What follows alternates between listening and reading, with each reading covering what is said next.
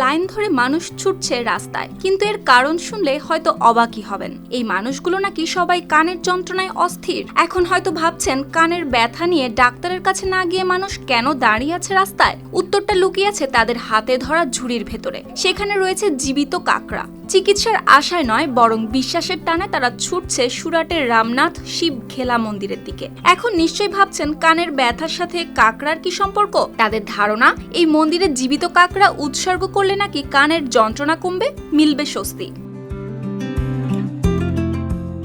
গুজরাটের সুরাট শহরে এই মন্দির ঘিরে বছরের একটি নির্দিষ্ট সময় তৈরি হয় আলাদা আবহ। প্রতি বছর 14 জানুয়ারি সংক্রান্তি উৎসব এলেই শুরু হয় কাকড়া উৎসর্গের প্রথা। শীতের সকালে আলো ফোটার আগেই মন্দির চত্বরে জমতে শুরু করে ভিড়। নারী, পুরুষ, শিশু থেকে বৃদ্ধ সবার হাতে থাকে ঝুড়ি ভর্তি জীবিত কাকড়া। কেউ সেগুলো আবার এমন ভঙ্গিতে দেখায় যেন পোষা কোনো প্রাণী, কিন্তু এগুলো খাওয়ার জন্য নয়। স্থানীয়দের বিশ্বাস, ভগবান শিবের কাছে এই জীবিত কাঁকড়া নিবেদন করলে দূর হবে কানের ব্যথা। তাই মন্দিরের বাইরে বসা বিক্রেতাদের কাছ থেকে কাঁকড়া কিনে এরপর চুপচাপ লাইনে দাঁড়িয়ে থাকেন সবাই। তারপর একে একে প্রবেশ করেন মন্দিরে। আর উৎসর্গ শেষ হলে এই জীবিত কাঁকড়াগুলো ছেড়ে দেওয়া হয় পাশের তাপি নদীতে।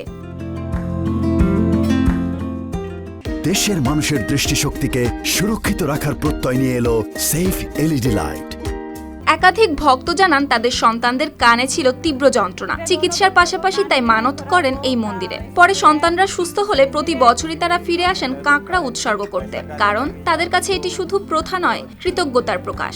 এদিকে চিকিৎসা বিজ্ঞানের ব্যাখ্যা যাই হোক, কানের যন্ত্রণায় ক্লান্ত মানুষগুলো ডাক্তারের চেম্বার পেরিয়ে এখানে এসে দাঁড়ায়, যেখানে ব্যথার বাইরে গিয়ে তারা খুঁজে পায় আশা। স্থানীয় কিংবদন্তি অনুযায়ী একসময় ভগবান শ্রী রামচন্দ্র প্রতিষ্ঠা করেন এই মন্দির। বিশ্বাস করা হয় নদীর তীরে এক কাঁকড়া তার পায়ে স্পর্শ করলে তিনি আশীর্বাদ করেন সেটিকে, আর সেই আশীর্বাদ থেকেই শুরু হয় এই ব্যতিক্রমী রীতি। সুপ্তি রায়, RTV।